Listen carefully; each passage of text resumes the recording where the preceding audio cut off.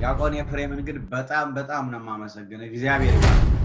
አሁን ወደ ብፁዕ አቡነ በርናባስ ወደ ሰጡኝ ምላሽ እኔን ራሴን ደውለው መጠየቅ ሲችሉ በመጻሕፍት መሞገት ተማሩ። ለመሞገትና ለመጠየቅ ግን መሰረታዊ እውቀት ያስፈልጋል። አባ እስራኤሎሙ እስመ በዘያእምሩ ይገብሩ፣ የሚያደርጉትን አያውቁምና ይቅር በላቸው። ጥያቄ ለብፁዕ አቡነ በርናባስ በቀደመ ስማቸው አባ ወልደ ትንሣኤ በዚህ በነገረ ድኅነት ዙሪያ አነጋጋሪና አወዛጋቢ ደግሞም ብዙ ሊቃውንቶች መልስ የሰጡበት ኢ ኦርቶዶክሳዊ የሆነ በእኛ ዶግማቲክ አስተምህሮ ስሁት የሆነ አገላለጽን ትምህርትን በመግለጻቸው እንደ ቤተክርስቲያኒቱ ልጅነት ዛሬ ሳይሆን አስቀድሜ መጠየቄን አስረድቻለሁ። ቪዲዮም ለማቅረብ ሞክሬያለሁ። የዚህ ምንጭና መነሻ የሆነው በእህታችን ቤተ ኤልሳቤጥ ምክንያት ነው።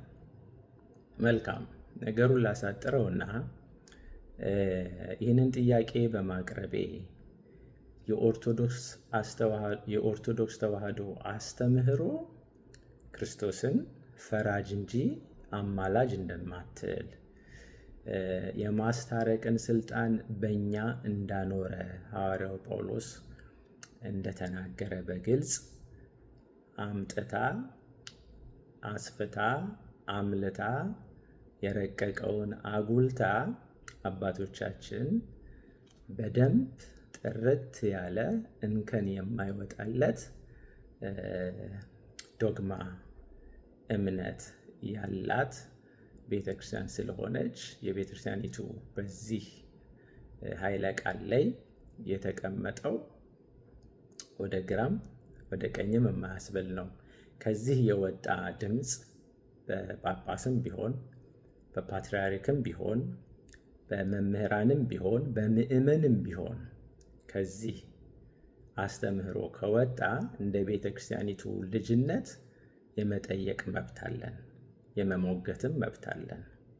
ከፍ ሲል መጻሕፍትም ገልጠን በደንብ አድርገን እንነጋገራለን። ይህ የኦርቶዶክስ ተዋሕዶ ቤተክርስቲያን አስተምህሮ ነው። በዚህ የተቆጣችሁ፣ በዚህ የከፋችሁ ቤተክርስቲያኒቱን ቅረቡ፣ መጠየቅ ተማሩ፣ በመጻሕፍት መሞገት ተማሩ። ለመሞገትና ለመጠየቅ ግን መሰረታዊ እውቀት ያስፈልጋል። መሰረታዊ መልካም። ይህንን ቅድስት ቤተክርስቲያን ታስተምረናለች። ስለዚህም እናደርጋለን፣ በዚህ እንቀጥላለን። ይህ ቀይ መስመር ነውና በዚህ ቪዲዮ መሰረት በጣም ብዙዎች በተለይ በፕሮቴስታንቱ ዓለም ያሉ ወንድሞች እህቶች በጣም በትልቅ ቁጣና በተለያየ ሀሳባቸውን ሲገልጹ ለመረዳት ችያለሁ። በእኛ ቤት ውስጥም ያሉ ይህንን ቃና የሚፈታተናቸውም መሀል ሰፋሪዎችም ሲቸገሩ ተመልክቻለሁ። መጽሐፍ ንቁ፣ በሃይማኖት ጎልምሱ፣ በእናንተ ዘንድ በፍቅር ይሁን ይላልና መማማሩ መቀጠል አለበት ብዬ አምናለሁ። በዚህ ቪዲዮ ላይ ምንድን ነው ላቀርብላችሁ የፈለግኩትኝ በደንብ በቅደም ተከተል እንዳልኳችሁ ቀስ አድርገን ይዘን የምንሄደው ጉዳይ ነው። ብዙዎቻችሁ ላስቆጣችሁ፣ ብዙዎቻችሁ ግራ ለተጋባችሁ የኔ መጠየቅ ትክክልም አይደለም ማለቴ ለገረማችሁ በቀጥታ ብፁዕ አቡነ በርናባስ ላቀረብኩላቸው ጥያቄ በግልጽ የሰጡኝን መልስ ደግሞ ቪዲዮ ጋብዛችኋለሁ ማለት ነው። እንደዚህ አድርገን የእሳቸውን ምላሽ እናያለን። ከምላሻቸው ላይ የምትረዱት ሀሳብ አለ። ላቀረብኩት ጥያቄ መልስ ሰጥተዋል ወይ? አልሰጡም ወይ? ባቀረብኩት ጥያቄ ቅር ተሰኙ ወይ? ተቆጡ ወይ? እንደናንተ ተሳደቡ ወይ? እንዳንዳንዶቻችሁ ትክክል አይደለም መጠየቄ አሉ ወይ? ይሄንን ሁሉ መገንዘብ እንድንችል የኢትዮጵያ ኦርቶዶክስ ተዋሕዶ አስተምህሮን እንድታዩ ነው ይህንን ቪዲዮ የማቀርበው። የኛ ቤተክርስቲያን እንደዚህ ነች። ልጆቿን ታከብራለች፣ አባቶቿን ታከብራለች። ልጅ መብት አለው፣ አባትም በእረኝነት ግዴታ አለበት። ይሄ ነው የኛ ቤት። የቅድስት ቤተክርስቲያን ምሉዕነት ይህ ነው። እጅግ ያማረች የተዋበች እንከን የማይወጣላት ማንም የማይጠነቋቆልባት ነች። ጥንቅቅ ያለች ነች። አዲስ ስርዓት፣ አዲስ ሕግ አይሰራም። አዲስ ቀኖና እንኳን ቢያስፈልግ ወለእመ ተርፈ እምኔነ በከመ አለበው መንፈስ ቅዱስ የስራ ስርዓተ ቤተክርስቲያን ብለው ሰለስቱ ምዕት እንደደነገጉት ከኛ የተረፈ ዘመን የሚያመጣው ጥያቄ ቢኖር መንፈስ ቅዱስ እንዳቀበላቸው ከኛ በኋላ የሚነሱ ወንድሞቻችን አባቶች፣ ቅዱስ ሲኖዶስ ጳጳሳት እንደ አስፈላጊነቱ መጻሕፍት ገልጠው አልበው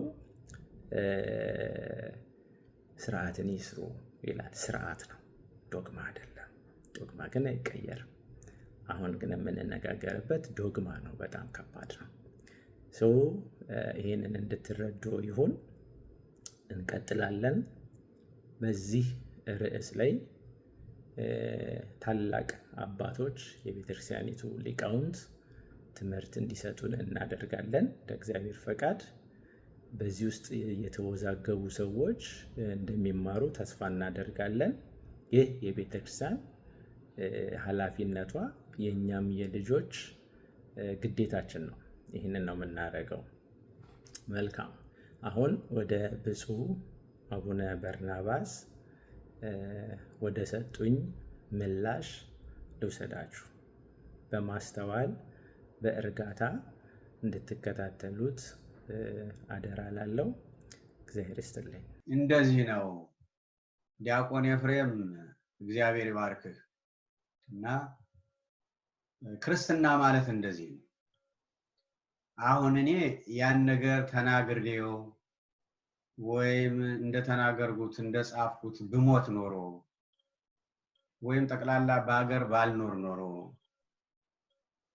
ሰዎች የፈለጉትን ያሰቡትን በማወቅም ባለማወቅ ሊሉ ይችላሉ። እኔ አለሁኝ። ልክ አንተ እንዳደረግከው አሁን ቀጥታ ሄደህ አንድ አባት ነው የጠየቅከው። አንተ ደግሞ እኔ አለሁኝ።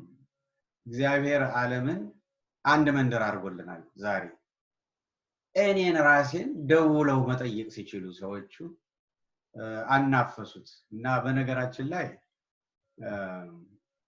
ይሄን ትምህርት ያንተ ብቻ አይደለም፣ ብዙዎች መልሱን ይፈልጋሉ። ስለዚህ በሚቀጥለው ፕሮግራም በስነ ስርዓት ምን ለማለት እንደሆነ ያን ቃል የተጠቀምኩት ምን ለማለት እንደሆነ የኔም ቃል እንዳልሆነ የወንጌሉ ቃል እንደሆነ የቤተክርስቲያኗ ቃል እንደሆነ ግን ምን ለማለት ተፈልጎ እንደሆነ ያን በስነ ስርዓት በሰፊው እንማራለን። አሁን ሌላ ፕሮግራምም ስላለኝ ሰዓቱም አልፎብኛል። አሁን የዛሬን ይሄን እናሳልፈው እና በሚቀጥለው ፕሮግራም ግን ለሁሉም ይሄን ጥያቄ ለሚጠይቁ ሁሉ ንገራቸውና በስነ ስርዓት ሁሉም እንዲገኙና እንዲያዳምጡት። ደግሞ ይሄ ደግሞ በፍቅር ነው እንጂ ዝም ብሎ ይመስለኛል። አሁን እንግዲህ ያን ጊዜ ሲኖዶስ ከሁለት ያው ተከፍለዋል።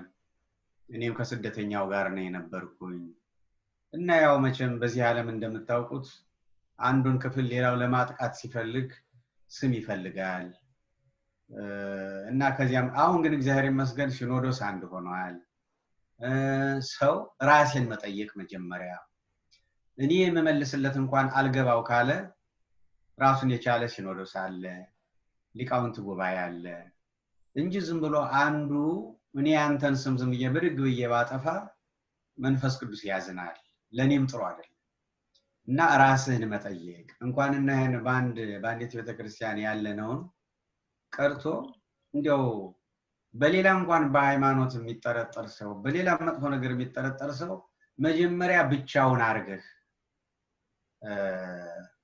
አማክረው አናግረው ውቀሰው።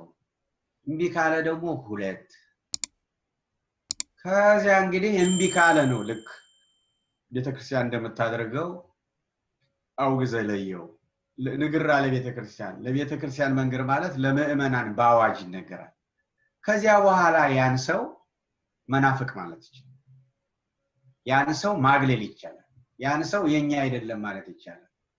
አሁን ትንሽ አዲሱ ትውልድ እኔ እንደው መመክረው እንደው ዝም ብሎ ብድግ ብሎ ያንድን ሰው ስም ዝም ብሎ ማጥፋቱ ራሳቸው ይጎዳሉ ሰዎቹ። ልክ እንዳንተ ግን እኔ ብቻ አይደለም ማንኛቸውንም የሚጠየቁ ሰዎችን መጀመሪያ ራሳቸውን መጠየቅ፣ ከራሳቸው አንደበት መስማት፣ ከዚያ በኋላ ደግሞ ወደሚመለከተው ያ የሚመለከተው ሲያሰናብት ከዚያ በኋላ ይደርሳል። የኛ አይደለም ብሎ ምንለው ለማለት ይደርሳል። እና በጣም እግዚአብሔር ይባርካችሁ። በጣም ጥሩ ነው።